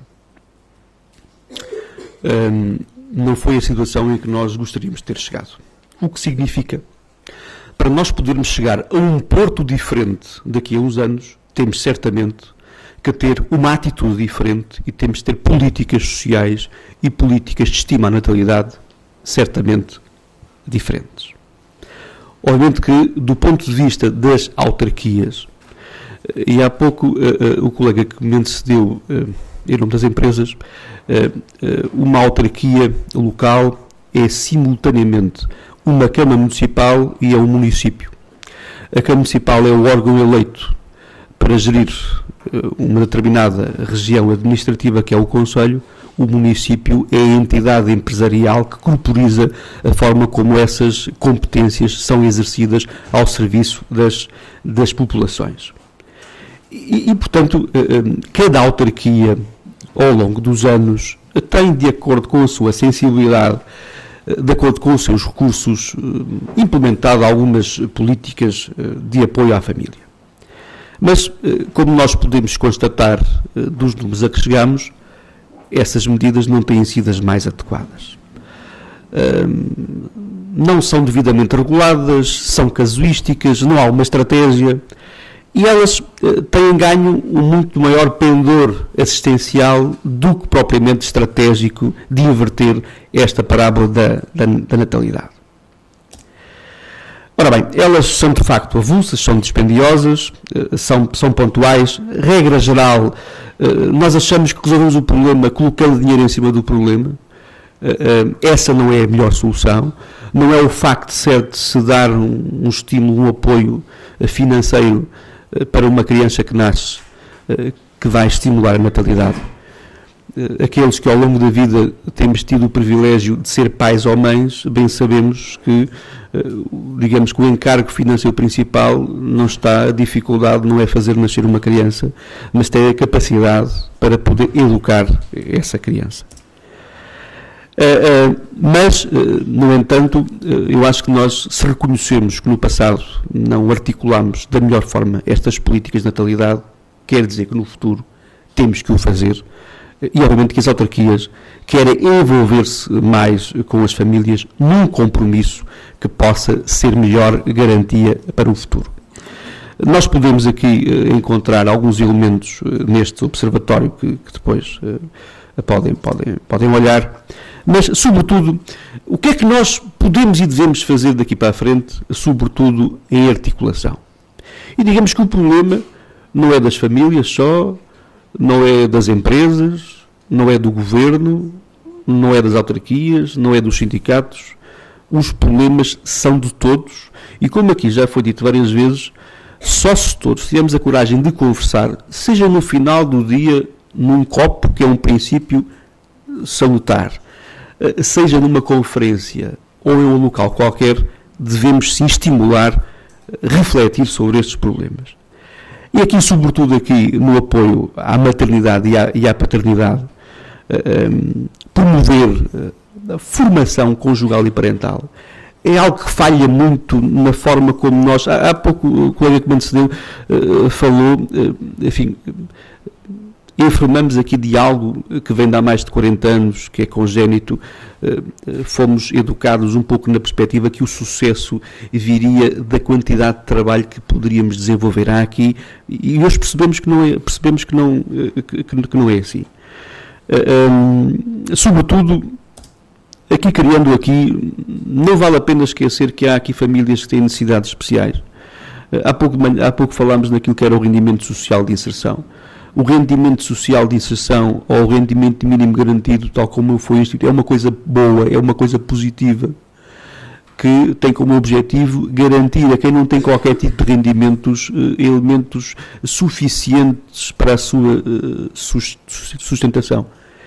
É esta pouca capacidade de nós não sermos capazes de viver sem um polícia ao lado, é que levou a que estas mesmas regras fossem adulteradas, mas não podemos ignorar as dificuldades sentidas por muitas famílias hoje em dia e, sobretudo, criar aqui condições de excelência para que os imigrantes, quando de facto estão em Portugal, que tenham um tratamento não diferenciado, tenham um tratamento igual àquilo que têm as famílias portuguesas, e não esquecer naquilo que são essas famílias carenciadas e com necessidades especiais, intervenção a nível social que pode e deve ser promovida também ao nível das câmaras municipais.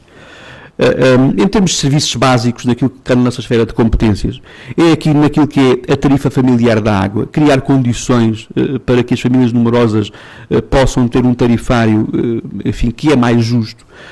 Regra geral, os tarifários existentes, a tarifa vai crescendo em função do metro cúbico de água, não considera aquilo que é o número de elementos do agregado familiar. Haver aqui descontos nas taxas de saneamento sempre relacionado com a quantidade de elementos do agregado familiar, e aqui educar na forma como também podemos poupar energia, e por isso haver aqui ser mais eficientes no consumo da energia. Ao nível da educação e informação, aqui o apoio em relação aos transportes escolares, apesar de ele ser, o ensino é universal e é gratuito, sabemos bem que não é assim que acontece. Mas é importante que haja esta diferenciação, que haja a consciência desta diferenciação em relação ao número de filhos que tem cada família, e isto julgo que pode ser extensivo àquilo que é as próprias refeições escolares. Nós não temos o hábito de criar bancos de manuais escolares. É verdade também que só muito recentemente é que houve um esforço mais sério no sentido dos manuais escolares não alterarem tão rapidamente. Criar aqui condições para que esses próprios manuais não sejam um encargo para a família, sobretudo naquilo que é o ensino básico, e eles possam ser cedidos e reutilizados nos anos seguintes. E aqui reconhecer que eu tenho duas filhas a estudar, uma na universidade e outra no ensino secundário. Aquilo que é a despesa mensal que eu tenho com as minhas duas filhas é maior do que é o salário médio de uma família portuguesa. O que quer dizer, se eu tivesse tido a bem-aventurança de, em vez de ser pai 2 vezes, fosse pai 4 vezes, obviamente que essa despesa seria francamente maior. É importante tomar consciência das dificuldades financeiras que também existem nesses agregados familiares que têm mais filhos, haver uma coerência entre aquilo que nós dizemos que se deve fazer e aquilo que de facto nós podemos fazer. A nível da habitação e do urbanismo, o cálculo do IMI, o seu cálculo é unicamente em função do valor que é atribuído ao imóvel. Por vezes ter uma boa situação económica não significa ter uma boa situação financeira, são coisas que são diferentes. É importante que haja aqui a consideração daquilo que é o número de elementos que compõem o agregado familiar, e que haja um contrato de confiança, que seja possível estabelecer com os jovens casais, porque alguém faz uma casa, tem uma isenção do IMI dentro de um determinado número de anos, mas é justamente mais tarde, quando as despesas vão aumentando, que desaparece essa isenção do IMI. É importante que seja possível estabelecer esse contrato de confiança. Nós hoje falamos que temos em Portugal 600, 700 mil casas que estão devolutas, grande parte, metade dessas casas estão degradadas a um elevado estado de degradação. É importante que, em termos de taxação, seja considerado um critério diferenciado para as famílias numerosas. Em relação aos transportes, que haja aqui, enfim, bilhetes para a família, naquilo que é também os passos mensais ou os bilhetes diários. A promoção aqui de um estilo de vida saudável, e haver aqui a promoção da existência de programas e diagnósticos familiares de saúde pública. Muito daquilo que eu aqui vou dizendo, porque naquilo que são as competências ou as atribuições das autarquias locais, de acordo com a legislação, para o cidadão comum, não interessa muito de quem é a responsabilidade de resolver determinado problema. E, por vezes, há uma linha muito ténue onde é que terminam as competências da administração pública central e começam as competências da administração pública local. E sem prejuízo desse debate e dessas transferências de competências que têm vindo a ser discutidas desde 1984, mas que há, por vezes, pouca coragem por parte dos governos de transferirem essas competências, e há pouca coragem por parte das autarquias de aceitarem essas competências porque têm receio de errar. O que é importante é quem é que tem capacidade para poder resolver o problema. Situações semelhantes em relação àquilo que são atividades de cultura, desporto, lazer e tempo livre. Haver aqui, sobretudo, haver uma maior capacidade de cooperação, haver uma maior capacidade de articulação e de relações de cumplicidade que têm que existir entre o Estado, as autarquias e as famílias. Haver aqui, nós temos hoje em dia, chega-se a velho mais novo. Eu costumava ouvir contar uma história lá de um senhor da minha terra que dizia, bom, não sei o que, eu antes eu conhecia os velhos todos da minha rua, agora já não conheço nenhum, porque era ele já o mais velho daquela rua. E nós hoje temos a consciência que nós chegamos à idade que há uns anos dizíamos que os outros eram velhos, e nós olhamos para nós e não nos sentimos dessa forma, mas também porque a esperança de vida aumentou muito e hoje em dia há uma faixa da população aposentada, com saúde e que tem condições para criar esta cumplicidade com as famílias e para promover esta relação intergeracional. Ora bem, de acordo com o inquérito de 2013, aquilo que nós constatamos, e esta é a realidade portuguesa e a realidade europeia, é que o número de filhos que de uma forma geral os casais têm é inferior àqueles que gostariam de ter. Eu sempre achei que queria ter 3 filhos. Bom, só cheguei à segunda. E o que aconteceu comigo, não sei explicar porquê, é um facto, é constatado em Portugal. É verdade também que por nível de escolaridade se evidencia o maior número de filhos tidos pelas mulheres e homens menos qualificados, por contraste com o número médio de filhos desejados mais elevado entre as mulheres e os homens mais qualificados. Há pouco falou-se naquilo que é a carreira, que é as ambições profissionais.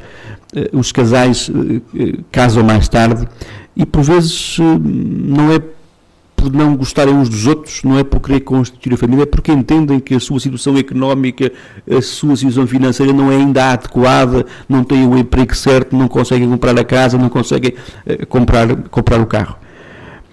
Sobretudo, ter aqui uma consciência que as políticas de incentivo à natalidade devem ter na sua base as percepções e os constrangimentos sociais, financeiros, que pesam sobre a decisão de ter ou não ter filhos. Mas isto tudo é verdade. Mas como resolver o problema? Como é que nós podemos mudar o paradigma? Como é que quem estiver aqui daqui a 40 anos pode ter um país que não tenha a quinta menor natalidade do mundo. Não precisamos ser os campeões. Como é que nós podemos mudar este paradigma? Sobretudo, e aqui é uma enorme responsabilidade por parte do Estado, o Estado que somos nós, a Administração Pública Central e Local, é de haver uma partilha e uma articulação dessas mesmas políticas que devem estar coordenadas, devem ser concertadas e devem estar alinhadas. As medidas de incentivo à natalidade, as medidas de família e as medidas de política assistencial. E, sobretudo aqui, devemos criar condições que possam remover os obstáculos e promover esse ambiente de excelência. Recomendações para o futuro. É a natalidade passar a estar inscrita de facto na agenda do poder local. Mas não ser um mero ato de retórica. De facto, que haja essa consciência internalizada naquilo que é a atitude do poder local, até pela dimensão muito reduzida que tem a generalidade dos concelhos deste país. Teoricamente, autarquias de uma dimensão mais reduzida, como é a minha de Sousel, que tem 5.000 habitantes, eu conheço quase todos os habitantes do meu concelho.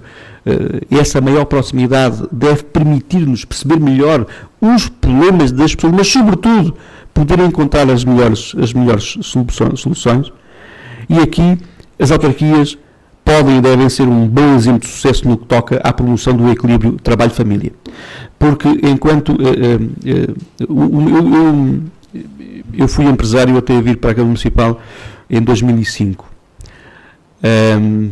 E, portanto, eu costumava dizer que os rendimentos de uma empresa são para ser divididos por quem lá trabalha. A quem é o acionista, a quem corre o risco do dinheiro, tem que lhe caber uma fatia um pouco superior. Mas cada empresa, cada mês, não é certo que no final do mês seja possível conseguir os rendimentos para pagar os vencimentos. Porquê? Porque não há rendimentos que estão certos. Numa autarquia e no Estado as coisas são diferentes. Eu sei, no final de cada mês, o que é que eu vou receber do Orçamento do Estado. Portanto, a nossa realidade é diferente. A realidade de uma autarquia local é muito mais fácil de implementar estas políticas de relacionamento entre famílias e autarquia e empresa do que é, de facto, no setor privado. E, sobretudo, devem aqui ser reconhecidas pelos esforços efetuados e ser premiadas em função do trabalho que poderá ser desenvolvido. Só aqui uma novidade numa fase final em relação às comunidades intermunicipais do Alto Alentejo. Nós em Portugal, apesar de estar escrito na Constituição a intenção de regionalizar o país, esta foi uma medida que nunca foi consumada. Não sei se bem se mal, nós só poderíamos ter a resposta se pudéssemos ter simulado aquilo que era essa regionalização. Mas eu acredito num modelo relativamente recente, que se vindo a aprofundar, é evidente, desde 2003, em relação às comunidades intermunicipais em Portugal. Digamos que são escalas intermédias entre aquilo que é a dimensão de cada município e aquilo que é a realidade do todo nacional. E é importante que estas políticas, que elas não podem... Eu sou presidente da Comunidade Intermunicipal do Alto Alentejo, representa 15 concelhos do Distrito de Porto Alegre que têm 118.000 habitantes. Não é possível, quer dizer, qualquer política social que seja promovida naquele território, não pode haver 15 estratégias diferentes. Tem que haver uma estratégia concertada em termos da comunidade intermunicipal, até pela relação privilegiada que tem com os stakeholders locais. E aqui nesta matéria, eu acho que esta é uma preocupação que não tem só a ver connosco. Venho aqui para vos mostrar um pequeno vídeo da Dinamarca, em que sobretudo associa muito aquilo que é a natalidade, aquilo que é sentirmos bem connosco próprios, estimulando a que, eventualmente, quando nós, há pouco alguém disse aqui que nós, se calhar, devíamos trabalhar menos, devíamos poder refletir mais e temos que procurar um equilíbrio melhor possível entre trabalho e família, com os amigos. No fundo, o que é que nós queremos? Queremos ser felizes. E, portanto, este vídeo foca um pouco as condições de excelência que podem ser promovidas para poder promover a natalidade, não é só que haja mais e melhores condições na relação das empresas, as autarquias e as famílias, mas que também aproveitar aquilo que é os momentos de lazer, os momentos de férias, como condições de excelência para poder promover a natalidade, garantindo aqui um melhor modelo de governação integrada.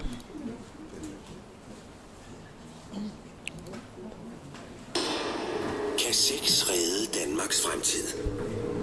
Danmark har et problem. Fødselsraten er den laveste i 27 år, og der fødes ikke nok børn til at forsørge den aldrende befolkning. Skiftende regeringer har ikke kunne løse problemet, men der må være en løsning. Her er Emma. Hun er dansker, men selvom hun er født og opvokset i Danmark, er hun undfanget i Paris. Lige deroppe på det der hotelværelse. For 30 år siden tog Emmas forældre en lille sviptur. Hvis vægge kunne tale. Men det viser sig, at Emmas historie ikke er så enestående. 10% af alle danske børn er undfanget på en ferie. At rejse og få nye oplevelser, det påvirker parforholdet, fordi de får overskud til at se og opleve hinanden på ny. Det frigør endorfiner i hjernen, og så får folk lyst til sex. Det får vi børn af. Faktisk har danskerne 46% mere sex på ferier sammenlignet med hverdagen. Så for at hjælpe den faldende danske fødselsrate, vil Spis opfordre alle danskere til at tage på en romantisk storbyferie. Det hjælper selvfølgelig også lidt på vores fremtidige forretning. Men er det ikke motivation nok at gøre det for Danmark, så har vi lavet en lille konkurrence. Book din rejse med vores ægløsningsrabat. Fyr den af. Bevis du har undfanget et barn, og vind 3 års forbrug af babyudstyr og en børnevenlig ferie. Men hvad nu, hvis du allerede har gjort din pligt? Eller hvis chancerne for en undfangelse ikke er særlig høje, jamen så se på det sådan her. Det handler ikke kun om at vinde. Det handler om at være med. Deltag i konkurrencen. Do it for Denmark.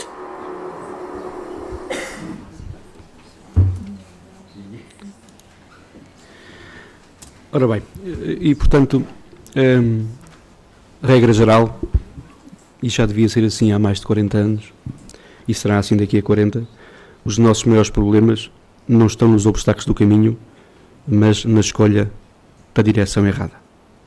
O que quer dizer que hoje, como ontem, e certamente como amanhã, hoje temos estes problemas, amanhã teremos outros. Mas somos nós é que somos capazes de fazer a diferença. Portanto, vamos acreditar em nós próprios e na capacidade de fazer mais e de fazer melhor no futuro. Muito obrigado a todos.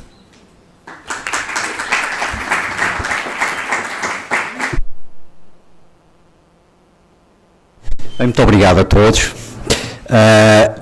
Bem, vamos ter agora até aqui o espaço para debate. Dado que estamos em cima da hora para irmos almoçar, e eu já tenho aqui queixas a dizer que eu deixei estender muito isto, vamos então admitir uma pergunta para cada orador, está bem?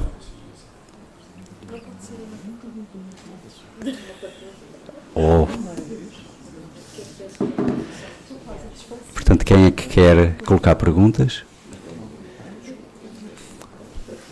Toda a gente quer ir almoçar, eu acho. Karin.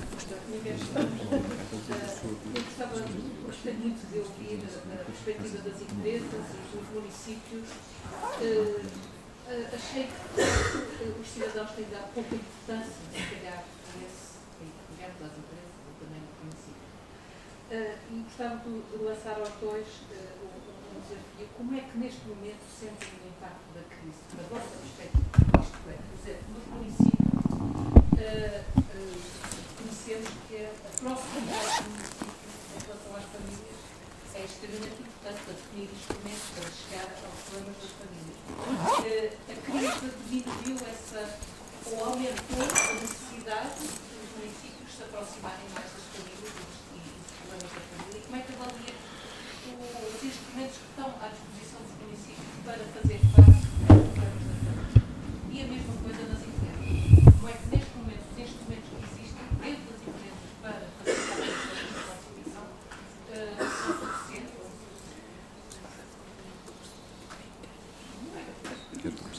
Quer que responda já? Ora bem, a crise, enfim, a crise sobretudo obrigou-nos a pensar no nosso modelo de desenvolvimento. Eu acho que nós podemos olhar para a crise como o copo meio cheio ou o copo meio vazio. Eu acho que nós aprendemos com o que se passou. Eu acho que nós podemos tornar-nos mais fortes no futuro. Nós habituámos-nos a entender o exercício do poder local pela avaliação que os eleitores fazem do exercício do poder local. Historicamente, a avaliação tem sido em função das obras que são efetuadas. E hoje percebemos que existem muitas autarquias com dificuldades para garantir a sustentabilidade das obras que foram construídas ao longo dos anos. E aqui não adianta diabolizar o problema se a responsabilidade foi das autarquias, foi dos governos, não é relevante. Eu acho que isto nos leva a colocar a pessoa no patamar primeiro das nossas preocupações, porque muitas destas políticas sociais não carecem de recursos financeiros, carecem de vontade, porque os recursos nós já temos. Houve aqui uma reorganização interna, até pelas dificuldades financeiras, por um lado das transferências do Orçamento de Estado que passaram a ser menores, por outro lado das receitas próprias das autarquias que passaram também a ser menores, porque percebemos que não podemos viver eternamente de uma construção que cresce com casas que estão devolutas. Eu diria que esta crise teve como efeito que nós tomássemos mais consciência de que há pobreza, que há dificuldades, que há fome. E que por vezes resolver esses que podem ser pequenos problemas para nós são grandes problemas para as pessoas, mas sobretudo fazê-lo com discrição. Há muito deste trabalho de natureza social que é feito pelas autarquias que passa perfeitamente despercebido, porque de facto também não é necessário divulgar. É importante que nós possamos estar presentes e sobretudo há neste momento uma sensibilidade muito grande, sobretudo também num apoio diferente às empresas. Ou seja, julgo que as autarquias no futuro cada vez mais têm que ser um gabinete de apoio ao desenvolvimento económico, porque todas essas políticas sociais, elas de facto só podem ser promovidas se houver aqui sustentabilidade económica do país, e nesta matéria o problema é de todos e somos todos em conjunto é que o poderemos resolver. Eu penso que em relação à conciliação a crise não trouxe nenhuma modificação essencial. A crise trouxe uma pressão acrescida sobre toda a gente, homens e mulheres, com filhos ou sem filhos, toda a gente sofreu pressões. E já ouvimos nas intervenções anteriores que uns sofreram as pressões de maneira mais dura do que outros, porque as famílias eram mais vulneráveis, porque tinham custos mais elevados e o corte atingiu-os mais. E, portanto, naturalmente que famílias com mais filhos sofreram mais, famílias monoparentais sofreram mais, não tenho dúvida nenhuma disso, e que as crianças, em última análise, no meio deste processo todo, são, se calhar, aquelas que sofrem mais, mas não é por falta de comida, nem é por falta de bebida, é por falta de esperança. Eu acho que o maior problema é esse. E eu acho que, colocando-me sempre na perspectiva de empresário e de dirigente empresarial, as empresas não existem para fazer conciliação, existem para produzir qualquer coisa. E o maior problema, agora não vou errar o nome, o maior problema foi exatamente o que a Sara colocou, e eu não me canso de glorificar o que ela disse, não sabia que ela ia dizer isso. O maior problema em Portugal é a nossa concepção de gestão, é o modelo que usamos para organizar as empresas. Que não temos esse conhecimento e vamos buscar aos nossos paradigmas autoritários do passado, e aqui vai disto. Por exemplo, nós interpretámos o modelo Lean, que é um modelo originário do Japão, de uma forma autoritária, quando ele não é. Até na origem é um modelo bastante participado. É impressionante a quantidade de portugueses, mesmo academicamente muito distintos, que não conhecem os trabalhos do Deming e do Juran. Nunca ouviram falar. Não têm noção nenhuma do que foram as investigações do Maio na velhinha GE há 50 anos atrás. Não sabem e não transmitem isso aos empresários. Nós, na CCP, fizemos um grande esforço para obter fundos comunitários para a formação dos empresários. Mas foi tudo um falhanço, porque primeiro os empresários não querem aprender. Depois aquilo acaba por ser uma fraude gigantesca, com as pessoas a fingir que vão às aulas e não vão. E depois esbarra com convicções muito profundas. Nem queira saber a quantidade de vezes que eu ouço os empresários, porque eu faço formação para empresários, e não só, mas a quantidade de vezes que eu ouço dizerem, isso na teoria é muito bonito, mas aqui não funciona, porque eu é que sei o tipo de empregados que tenho. E, de facto, eu tenho que lhe dar razão, por causa do famosíssimo efeito Pigmalião. Os empresários estão à espera de um determinado tipo de empregado, mas o empregado também está à espera de um certo tipo de patrão. Mesmo que nós façamos formação aos patrões, ficam os capatazes. E o capataz foi o que deu origem ao conceito do fascismo, recorda-se? O fascismo nasce nos capatazes. O autoritarismo dito socialista, portanto, as concepções que por um lado são trabalhistas e por outro lado são extremamente autoritárias, nascem nesse nível de chefia intermédia que em Portugal permanece intocada. E continua... Já identificou há mais de 100 anos. Isso era preciso dar formação, etc. Exatamente, mas não se faz. Ou o que se faz é pouco. Não, os académicos fazem, mas não têm a possibilidade de fazer, porque as chefias intermédias não vêm para a faculdade. Agora, como é que isto se altera? Eu não concordo, porque não acho que haja dinheiro suficiente nem para pôr as chefias intermédias na faculdade, nem para fazer um sistema policial gigantesco. Acho que nós necessitamos, ao fim deste tempo todo, de fazer uma séria reflexão sobre quem somos enquanto povo. E se somos, de facto, uma coleção de patifes ou se somos pessoas decentes. Eu estou profundamente convicto que somos um país de pessoas muito decentes. Muito decentes. Simplesmente há uma regrazinha em Portugal que é a moralidade ao comem todos. E, portanto, quando não há moralidade a partir de estruturas de altíssima visibilidade da sociedade, é difícil pedir moralidade ao resto da sociedade. E, portanto, alguma coisa tem que se fazer para que haja uma espécie de New Deal entre os portugueses, de modo a sermos mais cumpridores das boas regras. Em relação especificamente à conciliação, eu tenho uma perspectiva extraordinariamente otimista por isto.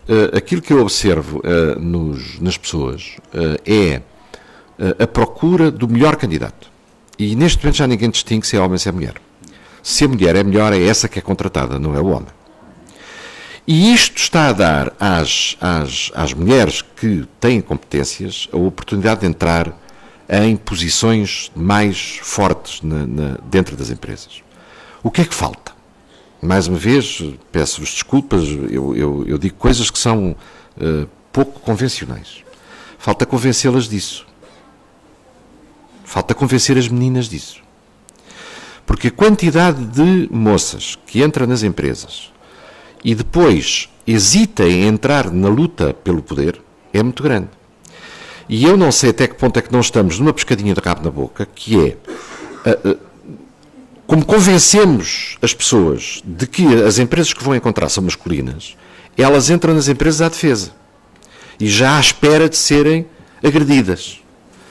E eu tenho tido uma experiência direta, em muitas empresas em que tenho trabalhado, de ter que fazer estímulos especiais às mulheres para que aceitem cargos de chefia. Não aceitam espontaneamente. Procuram, porque têm receio. Evidentemente que isto nunca se pode generalizar, em nada se pode generalizar, e que obviamente que há outras que são completamente ao contrário e que têm alta assertividade e estão muitíssimo bem. Mas que o problema ainda existe, existe. Aliás, eu não sei se há estudos académicos sobre a matéria, porque não sou especializado nisso, mas houve um indivíduo, alguns nos Estados Unidos, que fez uma sondagem à boca de um exame de matemática. E perguntava como é que acha que lhe correu.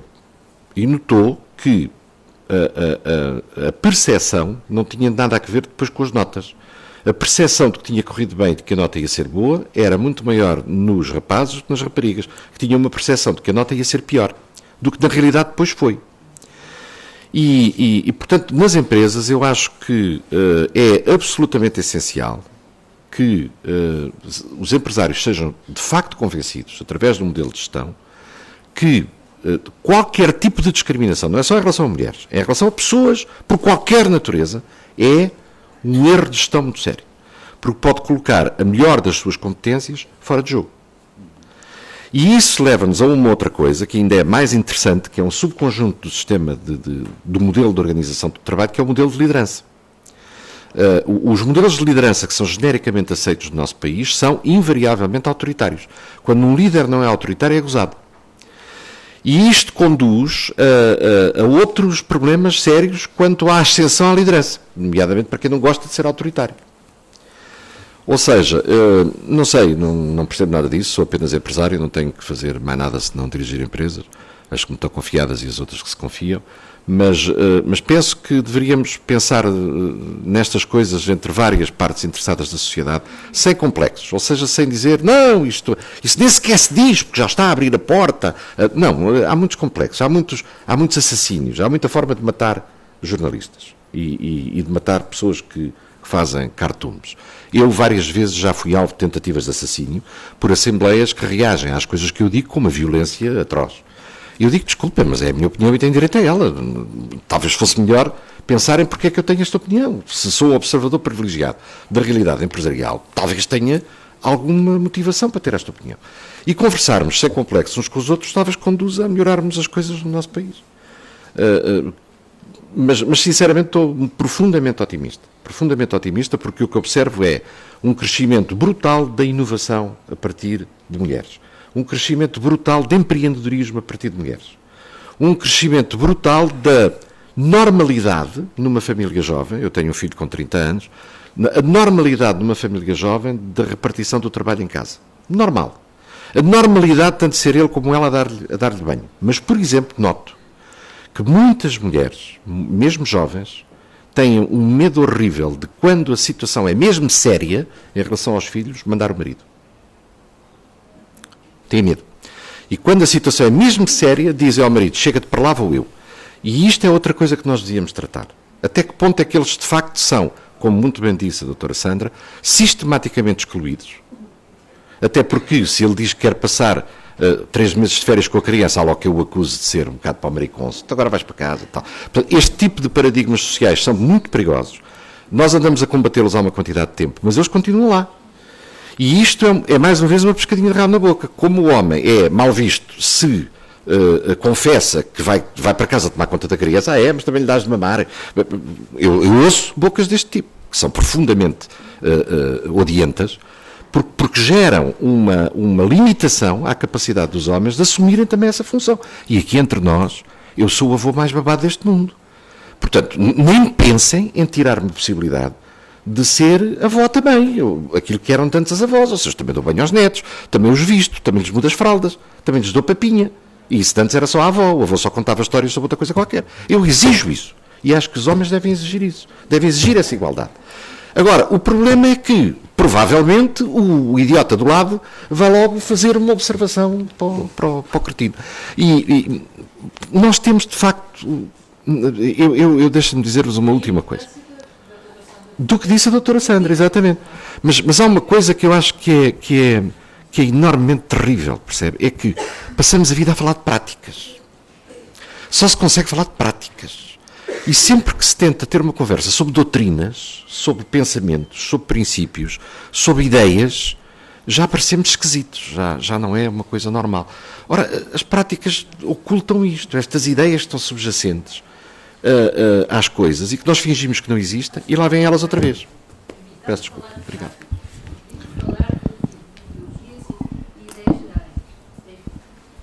Bem, eu acho que vamos ter mesmo que acabar. Muitas outras questões haveria para colocar. Eu mesmo também tinha aqui comentários, mas vamos acabar. Muito obrigado pela